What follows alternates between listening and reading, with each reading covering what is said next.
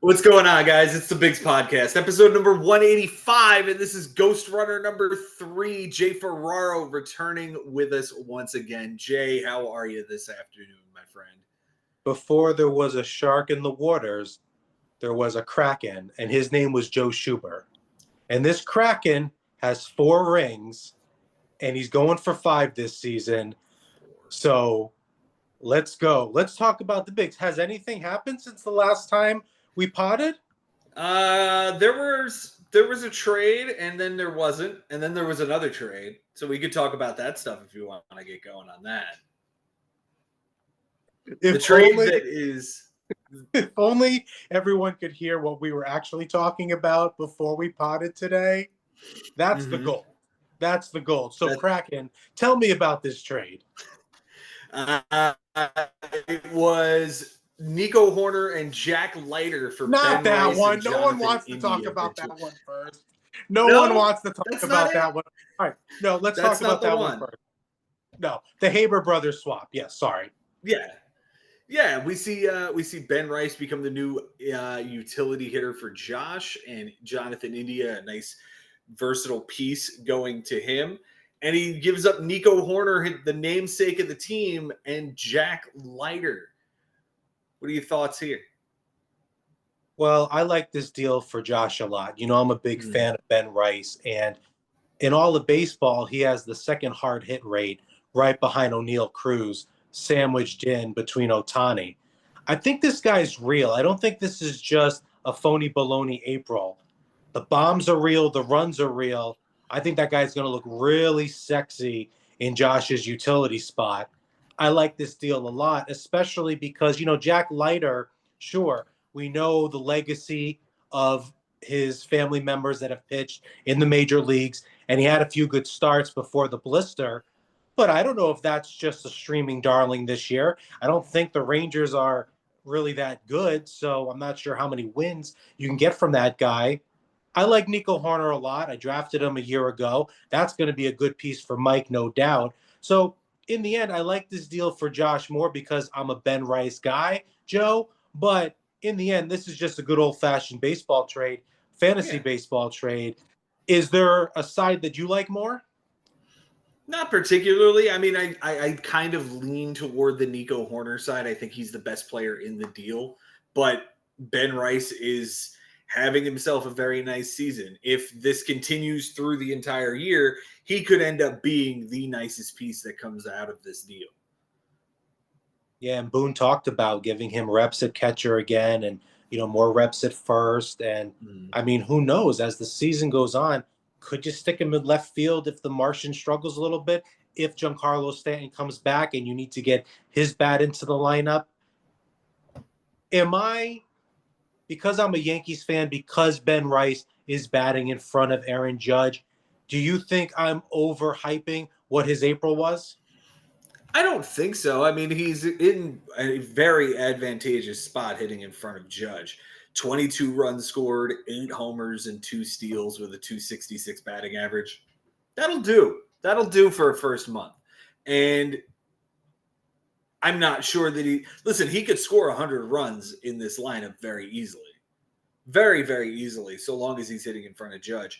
But they've had him over the last couple of days hitting 4th and 3rd, so be interesting to see if they're actually moving him down in the lineup to try to get something going and drive in more runs rather than score them in front of Judge.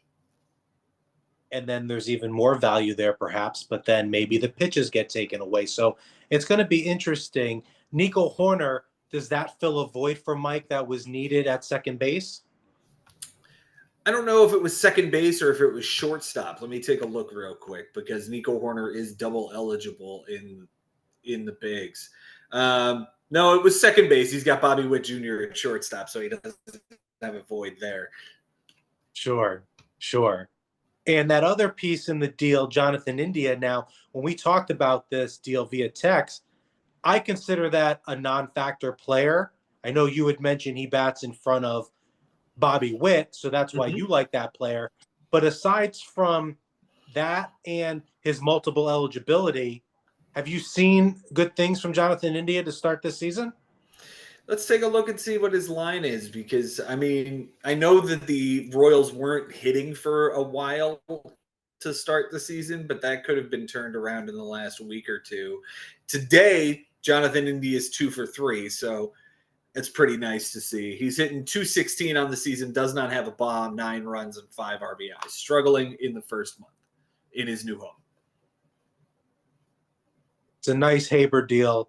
And we saw this before the season last year where Griffin Jacks was flipped for Nathan Eovaldi. And Mm-hmm. that was another example of just the Haber brothers, linking up on a nice deal that worked out for both clubs. I know Griffin Jacks out the gate this year has struggled, but he's come on as of late. And you know what? Those Twins aren't very good this year. I could see Griffin Jacks and or Duran being moved in July. So we'll have to see how that all shakes out. But that's the first deal that is very, very interesting. And you Mm-hmm. mentioned there happened to be a second deal? Yeah, it was only for 2 days because it got reversed. First time ever that's happened. Mason Miller coming to me for Spencer Torkelson and Hayden Wesneski. My understanding is that there were some people who weren't very happy with the deal, didn't think it was very balanced. So I'd rather the deal get reversed and have the season be considered legitimate than anything of any kind of asterisk being put on anything I do this season. So I'm happy to keep Spencer Torkelson and perhaps get 30 homers out of him. And Hayden Wesneski, the Astros saw something in him, so I'm happy to keep him on the roster and see where it goes. Beautifully said, Joe. I don't think there would have been an asterisk on the season even if this deal was held up. I think you're a playoff team, whether Torkelson's on your team, whether Mason Miller's on your team. Like, let's not forget, you made a big splash last year to get Josh Hader, and that was a shot that everyone heard when that happened a year ago with Frank. And guess what? You didn't win the championship. So even though a lot of these trades in season, when they feel like, oh my goodness, I can't believe this manager just got that player, it's a long season. A lot of things have to shake out. Is that an unbalanced deal on paper? Absolutely. But because of the way closers are valued in the bigs, they start going off the board in the third round. It puts more value on that particular player. I mean, Mason Miller, forget about it. He's all world. Every time he comes in, he locks it down. Most of the time, it's 3 Ks, if not two.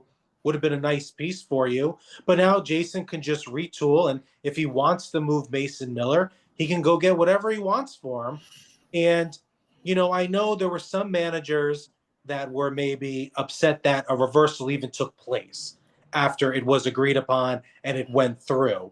And to that, I have to say, this is a family league. This is a gentleman's league. I mean, some of you don't remember. We were playing with Ben's Uncle Barry, for many years. There's been a lot of brothers in this league, the Drobnis brothers a long time ago. Greg's name is on that trophy. Dan played for a good many years. So I think for any manager out there that might have been upset that this happened after the fact and that a reversal even took place, you know what? Ben owned it, said, you know what, I made a mistake going through with this deal. He's allowed to have a mistake or two after 20 years of running this thing. So, you know what? Let's see what happens. And guess what? If Torkelson hits 35 to 40 bombs in your utility spot, well, that's pretty good too. Yeah, I'll be thrilled with that, no doubt. I mean, he's got what, 8 already this season. It's only May 1st, and I am happy to have him on this team. I'm really thrilled with what he's brought to the table already, and I look forward to more great things from him this season. Jay, interesting you bring up the Martian earlier. I do want to make note that he was dropped here recently in the bigs. Let me find exactly where. There he is. Jason dropped him this morning at 4:47 for Dalton Varsho. Because of the catch, huh? I guess so. Because of that circus catch. I'm surprised that the Martian has been dropped here in April. Mm-hmm. I didn't like all the youngsters that were on Jason's team post draft. I've talked about that on the pod. The Martian in left field should be snatched up immediately because of that team that he plays on, all those RBI opportunities.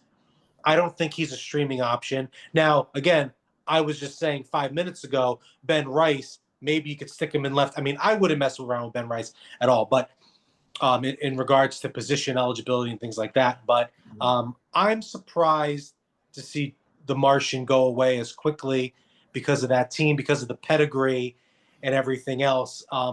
I imagine he will get snagged up. I'm rambling now. Joe, are you surprised the Martian hit the wire? Not with the line he's put up, 228 average, 2 homers, 3 steals. I mean, it's kind of pedestrian, but when he's hitting eighth in the lineup as it is, you're not expecting a killer experience from this guy. Jason drafted him in the 13th round. Ooh, yeah. Yeah, 206th overall, though. Yeah, and that's very similar to Tyler O'Neill hitting the wire recently. Mm-hmm. Another guy that went, I believe maybe even in the 11th round when we discussed it last time. So, you know what? I'll give Jason credit in the sense it's not working. So let's try something else that might be working. And he's a guy that if he doesn't find a home right away, maybe a streaming darling until he goes on a little bit of a heater. But yeah, I mean, that's what happens on the wire. Guys aren't producing. Got to send them away. And you got to go pick up one of those guys that the Rays just keep calling up in the outfield that are really good. Yeah, whether it's Cameron Misner or it's Chandler Simpson, that kid's going to steal 30 bags this year. He could, if he can get on first base enough. And it goes to also, hey, you know what? He has a fun nickname. He's a top prospect. But if he's not producing at the major league level, what does it matter? We Mm-hmm. got to either you're going up against 16 teams, 16 managers that are really, really good, constantly shuffling out. And the reason why there's some really good players, like the reason why Mike got Ben Rice, the reason why you got Torkelson, the reason you got Campbell, because you were manipulating the wire in a very Mm-hmm. productive way.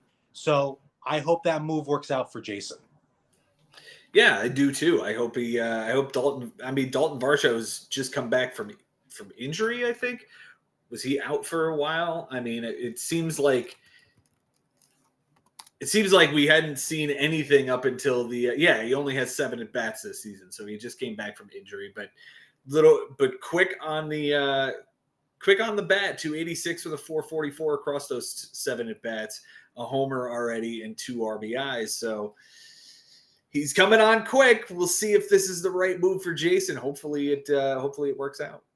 Yeah, I hope so for Jason. And I'm guessing Dalton is still multiple eligible because Jason loves those guys with multiple position eligibility. Yeah, left and center is the eligibility on this, same as the Martian this year. Mm-hmm. Let's talk about the standings, man. It's now officially May 1st. It's a good time to talk about who's in first place and get this on record. Let's start in the NL East because my Mets are 21-10, dude. We're in first place, 3.5 up on the Phillies. What more can you say about the pitching performances that have been happening out of that rotation outside of the Ghost? I mean, a lot of guys that are just come to play this year. Your Metropolitans have had an insane April. Reed Garrett has been an absolute holds monster, relief appearance monster.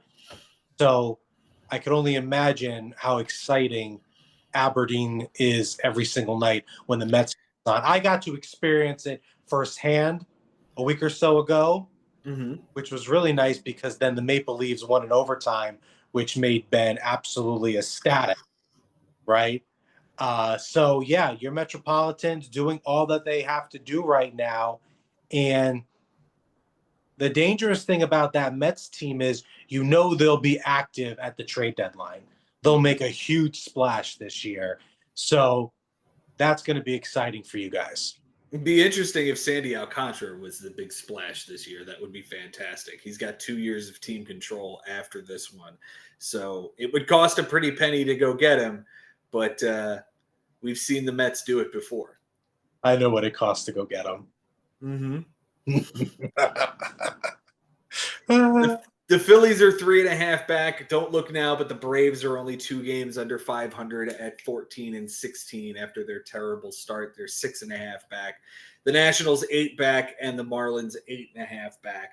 In the NL Central, the Cubbies lead the way, 18-13. Kyle Tucker is doing MVP-like things in the north side of Chicago.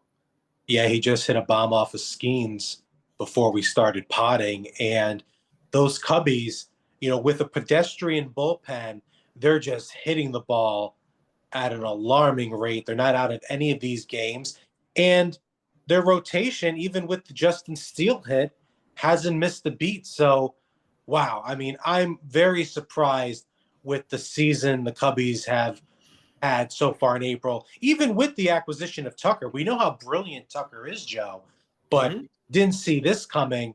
And I'm not sure if you and I talked about this in person or another pod, but if I was the general manager of the Cubbies, I would try locking up Kyle Tucker right now.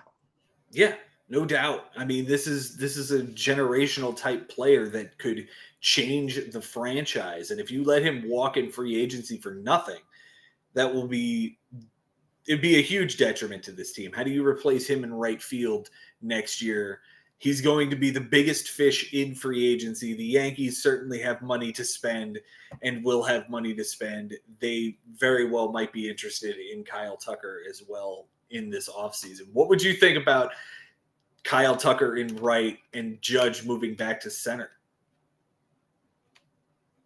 I would absolutely love it. I do like Judge not being the center fielder to keep him off his legs. I mean, I know he won an MVP a year ago playing center field, but I like Judge in right field. But if you're saying to me you can have Kyle Tucker playing right and Judge in center field, well, then I like that even more. So I'd be for it. And you know what? When we talk about the Cubbies this year, we can't discount what Pete Crow Armstrong has done in April. No doubt. This guy has been absolutely electric. I unfortunately am on the stance that this might be Akil Baddoo. This is probably not Akil Baddoo this year.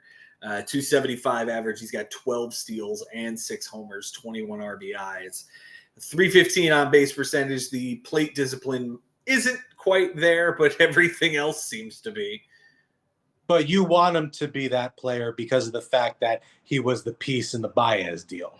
Yeah, that would be fantastic. I hate the fact that they've got this like emerging star in center field and we're playing Tyrone Taylor. Not that Tyrone Taylor's a scrub, but he's not Pete Crow Armstrong right now. How was his draft day capital this year? Was he a guy because of the pedigree was flying up the rankings, or was there some nice value there for the manager that drafted him? The manager that drafted him is, of course, Mike Haber, and he went in the 8th round, 127 overall. Nice snag by Mike. Nice snag by Mike. Yeah, very, very nice. Second place in the NL Central is the Milwaukee Brewers, tied with the Cincinnati Reds, 2 games back. Cardinals 4 back. Pirates 6 back. This whole thing is really tight and probably will be all season. Yeah, and for the Pirates, if Jones could come back, what a big time boost for that rotation. Bednar's back in the mix, which is good because, he stumbled out of the gate, Joe. But for the Pirates to have more wins, they need Bednar to be pitching at the back end of those games and move Santana to set up or whatever mix and match. You need that other arm out there. So, I mean, I'm sure once Jones comes back, that's going to be a big, big time boost. Who's rocking Jones in their IL spot? Frank Bucco. Mm. Yeah, Frank's holding on to him and Luis Heel in his IL spots right now. 2 really good guys that would just be spark plugs for Frank's rotation when they get back. I know at some point Heel had a little bit of a slowdown, but eventually he'll be back in that Yankees rotation. So good on Frank. That's the way you utilize 2 IL spots with 2 big time pitchers. No doubt. No doubt.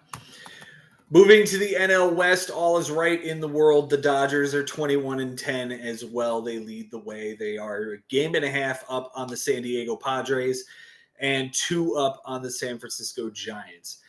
The Dodgers had a quote-unquote bad month and won 21 games.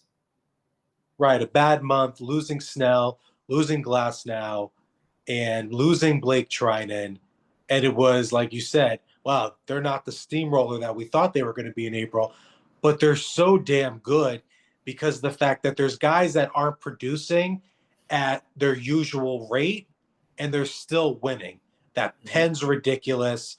So this is going to be an interesting team to watch all year long. They were always going to be. And like I said, though, from a fantasy perspective, Joe, at times I could see them being a little frustrating just because Dave Roberts could take out a starting pitcher at any point and just maneuver it any way he wants. So I'm not all in on that rotation except for Yamamoto like I was before the season. But once they're on all cylinders, and let's not forget, Joe, they have a top 5 farm system. Their farm system is top 5. So who knows what that could turn into at any point? Because before you blink, it's going to be July. Yeah, it's gonna be the trade deadline, and the Dodgers are gonna send off 3 kids for an amazing player, and it'll plug right into their rotation or their lineup, and they'll be pushing for 1 month of baseball. That's really all this is. It doesn't matter who's hurt and who's not. Now, I know you have Max Muncy. I do. How are you feeling about that guy being a solid piece for you all year long? Because from what I have seen in April so far, this looks like a guy at some point, if you said goodbye to, it wouldn't burn you. He's hitting 194, but he has a 309 on base percentage. He's got 15 walks on the season, and he just hit his first home run. He also hit a triple in the same game to close out April. So he gets another couple of weeks on the team for right now. But I agree with you that it's starting to get to the point where it's all right. You need to like shake this April funk off and start hitting the ball. I need to see some bombs going into right field. I need to see some doubles going down the line. I need to see some production out of this guy because he's been riding the pine for me. He's absolutely been in the doghouse for what feels like at least 2 weeks now. Yeah, and I think the biggest factor in all of it's going to be if somebody hits the wire that you can't turn away from. Exactly. Isaac Paredes is my starting third baseman. I don't think he's going anywhere. But I would need a backup third baseman if I were to pick somebody up. It all depends on who hits the wire. I mean, who knows? I mean, we've seen so much movement on the wire, and we always do. But do you think this year there's more movement on the wire so far in April than other years, or does it seem like it's steady? No, it just seems like it's another solid season. There hasn't been that one big name that hits the wire that like 5 or 6 people are jumping on the waiver claims for. But that's not to say that can't happen tomorrow. That doesn't mean that might not be the Martian. The Right. Martian might be the big name this year. But we'll see. We'll see. What about Costas? Who ended up getting him? Because we were together watching the Maple Leafs game when Costas was dropped. I believe it was by Jason after the Torkelson deal. And we were watching the Red Sox game, and he hits a 3-run bomb. And you and I both turned to Ben and said, put him on your team over Santana. Stop with Santana already. Of course, that went to the Shark. Cody ended up grabbing Tristan Casas. So he's got him, Vinny Pasquantino, and I think he's got Toglia from the Rockies on the team too. Trio. So he's waiting for one of them to catch fire. He did have back-to-back games. Casas did have back-to-back games with home runs. He has gone 3 for 12 since. No extra base hits. No, 2 bombs and 6 RBIs though. But yeah, I mean, isn't that the way, Joe? You bench a guy, you drop a guy, they hit a bomb. It's the way it works. Whatever in this timeline, when you get rid of a player, they immediately produce.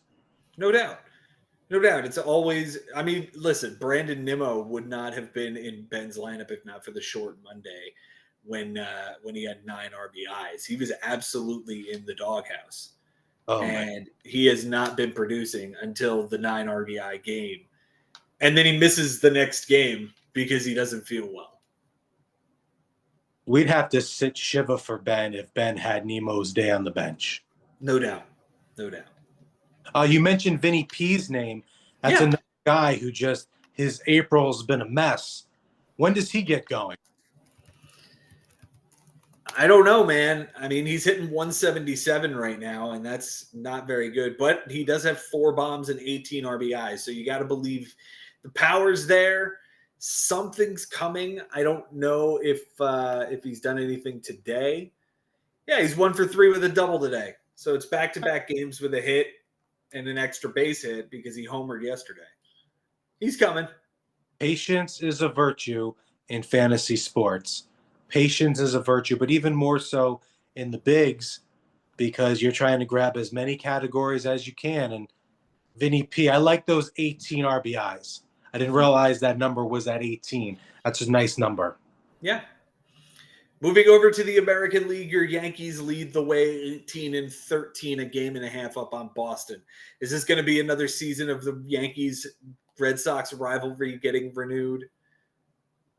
I don't know if it's going to be renewed, but they're certainly going to be duking it out for first place for the foreseeable future. I mean, what Bregman has meant to that entire team.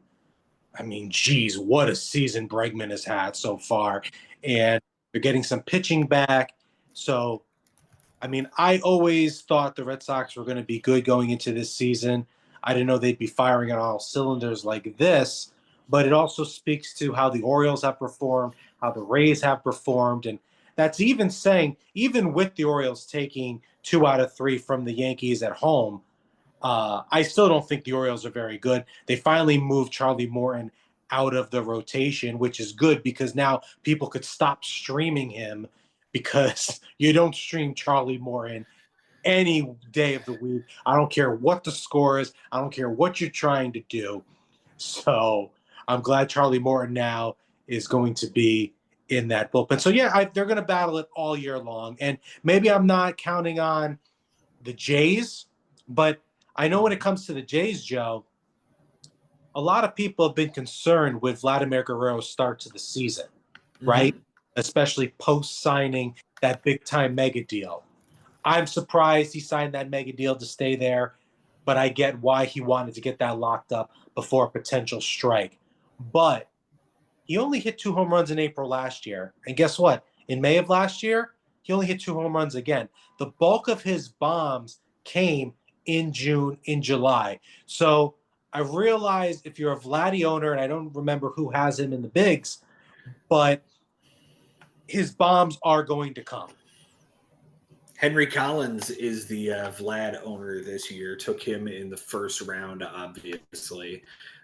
Where was he drafting total? I feel like it was eighth overall.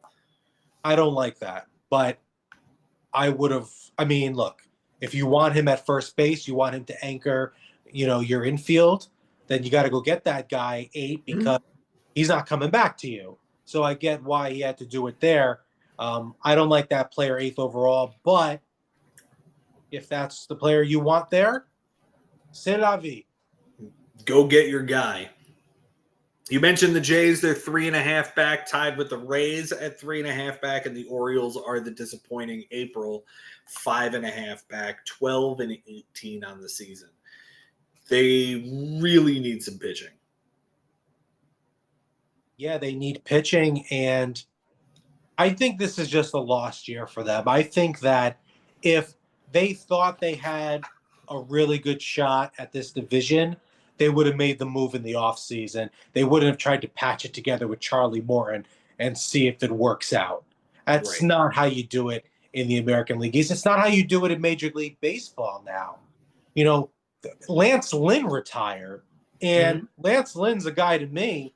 There's probably a dozen teams that he could slide into that rotation immediately. but teams aren't paying veterans, the league minimum or what those players expect to make on the open market. So Lance Lynn says, all right, never mind. But could you imagine Lance Lynn in the Orioles rotation right now? Now, look, I'm Yeah. not saying it would be productive or he'd have this like really good season, but they could certainly use him. He'd certainly be better than Kyle Gibson, who went yesterday. Yeah.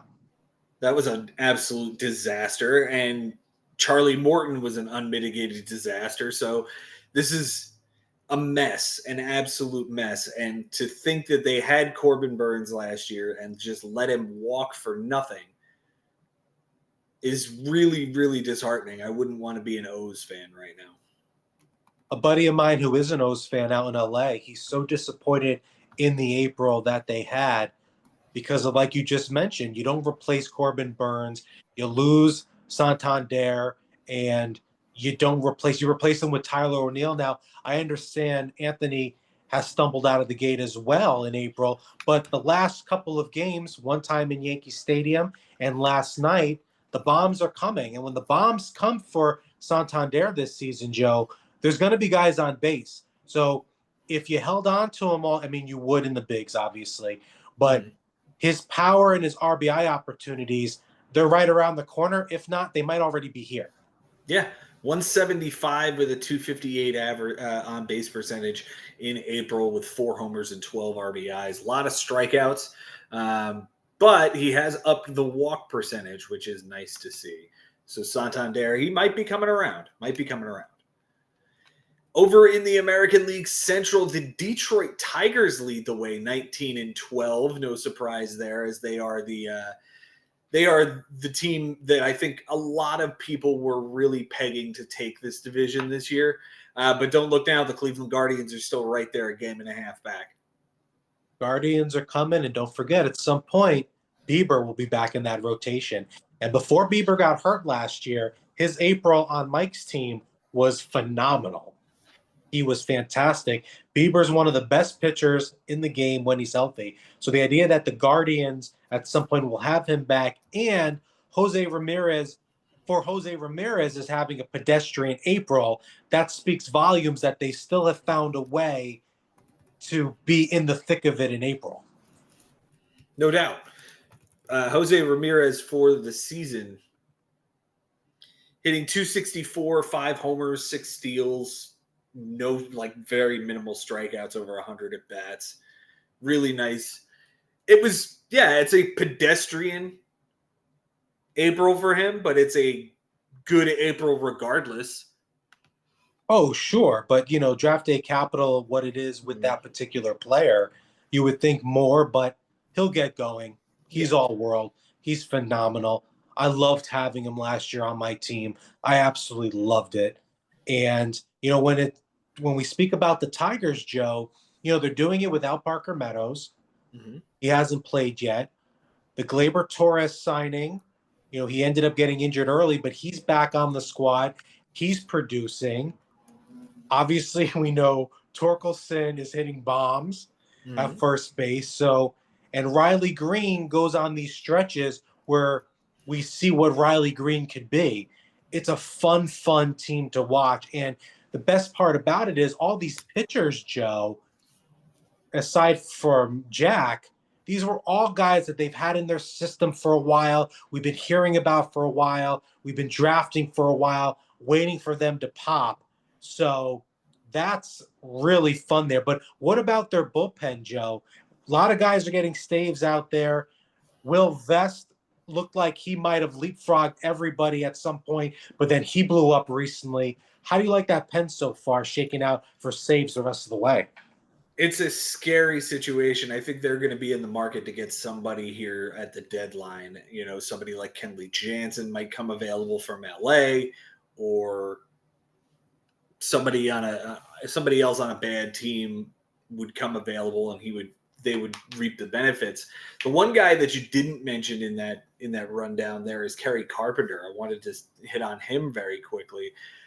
7 homers, 14 RBIs, 265 average so far in the early going. The one thing that he does not do, he does not walk. He only has 2 walks this season.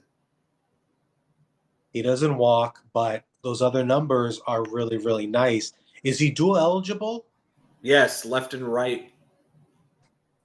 So And look, he's been batting leadoff the last couple of days. In fact, the last week or so, he's been batting leadoff almost exclusively. So that's pretty fantastic to be at the top of that lineup. oh, absolutely. I mean, I could see Parker Meadows getting some of those leadoff attempts once he's healthy and playing. But yeah, you're right. To talk about this Tigers team and what they did in April, Carpenter has just been fantastic for them. And yeah, so he doesn't walk, but you know what? It's the same argument that we were talking about Ellie De La Cruz going, what was it, fourth overall, right? Well, Mm-hmm. the errors in the Ks. I get it. But you know what? Sometimes with players, if they don't do everything well, that's just how it is because of the depth in the big. So Kerry Carpenter isn't walking, but a boatload of bombs, and he's going to get a lot of nice run opportunities batting leadoff for that club. They're a fun club. I loved watching them in the playoffs a year ago. So good for the Tigers. Yeah, AJ Hinch has him hitting on all cylinders right now, and they're going to be a force to be reckoned with in the Central. I think the Guardians are going to have to really fight to maintain their stranglehold on that division that they've had over the last couple of years. The Royals are 3 back, the Twins 6 back at 13 and 18, and then there's the White Sox at 7 and 23. So The AAA White Sox. the Double A White Sox. The AA White Sox. Did you see their City Connect uniforms? That's going to be an homage to the '90s Bulls. Yeah, I did. They do look like the '90s Bulls quite a bit. It's a whole lot of red in the White Sox uniform Why does Lou Bob stink? because he's not motivated because the team stinks. Okay. I think he's just trying to stay healthy for the season and just he doesn't give a flying shit. He's stealing a lot of bags, but we know what this player could be, right? And it was only a few years ago, Joe, with Eloy, Timmy Anderson, that rotation was deep. Hendricks at the back end. This was a club that we thought was going to compete for a championship. Yeah. As quickly as we thought that, it all fell apart. Timmy Anderson, who we thought was going to compete for batting title for year after year after year, is a utility player. Just I can't believe what has happened in this club. But Lubob, though, you put him on a contender. Wow, that's the move in July for the White Sox. Go and move that guy for whatever boat you can get. Mm-hmm. And where does Lubob play in the bigs this year? I imagine he has a home, or is he a floater? No, he's got a home. He is on Adam Lowenstein's team, hitting a grand total of 170. But he is taking his walks this year. 17 walks to 37 strikeouts, a 288 on base percentage, despite the very low batting average. 4 homers, 9 RBIs, 12 steals? Yeah. 12 steals. So he's a guy that's getting you steals, getting you walks. And if he finds himself on the Dodgers or wherever he's going to end up, it's going to be a good move. It's going to be a good look. I could certainly see that guy, like you said, turning on another gear once he's out of that terrible, terrible situation. No protection. Man, oh man, the White Sox stink. Yeah. Speaking of stink, the American League West is a bunch of 500 clubs and the Mariners, who are 18 and 12. I'm shocked that they're leading the way 2 games up on the Astros. But we saw this last year. The Mariners get off to a nice start. The Astros are sort of hovering along at around 500. They turn it on and go and win the West. The Mariners miss the playoffs. Do you think the Mariners can be a playoff team this year? I think it's going to be very difficult because of the fact that, like you said, you got the Astros right on their heels. Logan Gilbert's hurt now. Mm-hmm. There's still nobody around J-Rod that I believe in. I know Polanco had a wonderful April, and that's a great story, but they need another true hitter. Kirby hasn't picked up a glove yet for them this year. Once he comes back, that's great. But in order for that team to have the most success, Joe, outside of the offense and J-Rod, that entire rotation needs to be healthy and together. Yeah. They've got to have all 5 of those starters healthy and together. Gilbert has never missed a start until now. Elbow flexor strain. He's going to be down for a little while. It'll be interesting to see what the corresponding move for the Mariners is. If it's Emerson Hancock, yikes! That guy is not a finished product at this point, and probably shouldn't be around. He No, had and an they just absolute got Dylan Moore just went to the IL, and he oof. was playing really well for them. Mhm. And Castillo, the regression, I believe, is real. There's a lot of wear and tear on that arm for all those innings he pitched with the Reds. And when we mentioned Logan Gilbert, and you brought up the really good point on the Week 4 pod, that's a big hit for Costas. And it wouldn't have hurt as much if he still had Michael King on his team. And as we talked about, I was not a fan of that deal when it went down. I get it. Costas gets Trey Turner, and it looks a little bit better because Devin Williams has been taken out of the closer role for the Yankees. But eventually, he's going to win that job back or be in the mix for saves. But for Costas, you basically in the month of April, and I believe he's in first place, right? He Costas, is. it's still losing King via trade, and now Logan Gilbert. That's a lot of quality innings, Joe. That's a lot of Ks and a lot of W opportunities. Yeah, no doubt. It's going to be difficult to retool and move forward without those guys, but he's going to have to pick himself up and see what he can get off the waiver wire to fill in. Don't look Costas, down. that Costas is good at that. Sorry, Joe. I remember a year ago, all year long, he kept scooping up the good pitchers that were hitting the wire and then holding on to them, and utilizing them. So, if anyone can do that off the wire, it's Costas. First place, Costas. Congratulations. Yeah, no doubt. He's leading the pack. 18 games over 500 to start off April. Very nice. Uh, Um, his rotation right now without Logan Gilbert is Freddie Peralta, Andrew Heaney, Brandon Pfaadt, Tyler Anderson, Brady Singer, and Chad Patrick going today against the White Sox. It's much different than having King and Gilbert 1-2. Agreed. Absolutely. No doubt about it. Don't look now, but the A's are a legitimate franchise. They're 16-15 over 500. They're 2.5 back, tied with the Rangers 2.5 back, and the Angels. Mike Trout's got knee soreness, and he's 5.5 back. They're 5.5 back. It's a shame about the knee soreness. I mean, if you bought in on Trout on draft day, it was what, 9 home runs so far? Maybe it's 10 by now. But so he's hit you a lot of bombs. April was basically just home run derby for Trout. I feel like he's Correct. out just to hit bombs this latter stages in his career. It's a shame. It's always going to be a shame. And there's always those players that you say, well, what if? Now, his resume already is a first ballot Hall of Famer, one of the all time greats, of course. But it's a shame that the latter stages of his career went this way. And at some point, he was playing with Otani. I mean, that story is insane. But yeah, when it comes to those A's, Joe, we were watching A's Rangers the other night together. And I said to you, it was just in passing, I was like, I think the A's are better than the Rangers.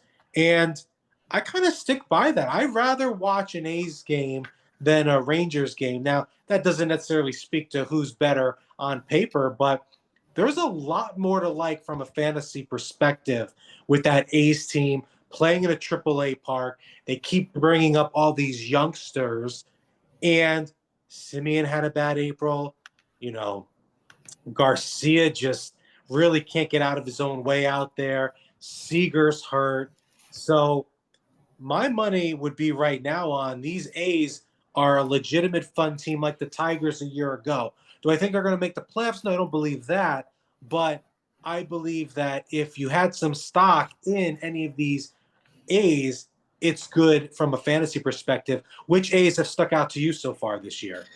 Lawrence Butler is certainly the nice piece that they expected him to be. 5 homers, 5 steals, 254 average, a 328 on base percentage, and 18 runs scored. He had a grand slam last night. I think that was pretty amazing. That's pretty good. And Wilson is just an absolute beast when it comes to hitting, pure hitter Hmm. gets. Of course, the other stats aren't there, and maybe they never will be with that particular player, but certainly a spark plug that you'd like to have in the mix because he's not going to K and the batting average is going to be high. I know he slumped at the end of April, but this is a big time player. No doubt, they've got a lot of young kids coming up. They had a lot of first round draft picks that are very very high up in the pecking order because they've been terrible for a few years. It's about time we see the A's get good before they get to Las Vegas. And Soderstrom, I mean, I don't think he's hit a bomb in a week or so, but what he did coming out of the gate. I know he's back on Sherman's team. That's just another guy that they have that could produce for them. And they brought up that other youngster, the first baseman, Nick. Kurtz. I don't remember his last name. Kurtz. Yeah, I'm guessing that's somebody who's on Jason's team. Yeah, Jason actually did scoop him up. 250 with a 240. He's got 12 strikeouts, doesn't have a walk yet, over 24 at bats. He struck out exactly 50% of his at bats so far. It speaks to the jump, Joe. The jump between AAA and the major leagues is so drastic for so many reasons. That's why the NA spot, it's almost best to always use it on a pitcher because those guys will have an easier time making the transition. I mean, if they're striking out the world in AAA, it's much different than coming up now and having to face big league pitchers, especially what bullpens are nowadays. But no, those Ks, that's way too much for that youngster. But really, if I was the A's and what Nick was doing in AAA, let him work it out. Let him work it out in this Mhm. AAA park and see what's good. But is there anything to that? Do you have a preference in your NA spot? I've historically always went pitching. Do you think there's that big of a difference, or go after the guy? Go after the best player that you can get your hands on when it comes to the NA spot. But I do normally lean pitching because pitchers succeed more than hitters, and that jump is pretty substantial, like you said.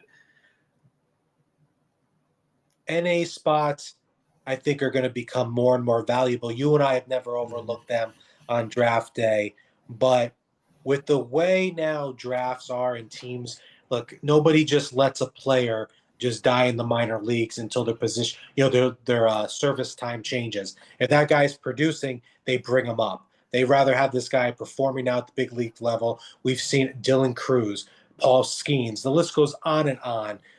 With these type of players, don't spend that much time in the minor leagues. Do you think at some point in the bigs we could see a second NA spot added? I'd hope so, but I don't think it's likely because then you're just taking another 16 out of the pool, and potentially if they come up early, you would have obviously to create roster spots and people would be dropped. But I don't think that's the way this league is operated, and I don't foresee a second NA spot ever coming. The last thing Ben needs right now is for me to blow up his phone talking about a second NA spot being added for the 26th season. No doubt, no doubt. Jay, this has been fantastic. I appreciate you being here with me, my friend. Always, Joe. Always a pleasure. Guys, thank you so much for being here. If you haven't already, smash that like and subscribe button. I know Ben always loves when I say something like that, so throw that in there for him. Smash that like and the subscribe and give us a 5-star rating or do whatever the algorithm says we're supposed to be doing or whatever. I don't know. Until next time, guys, it's been real, it's been fun, and it is always real fun in the bigs. We'll see you next time.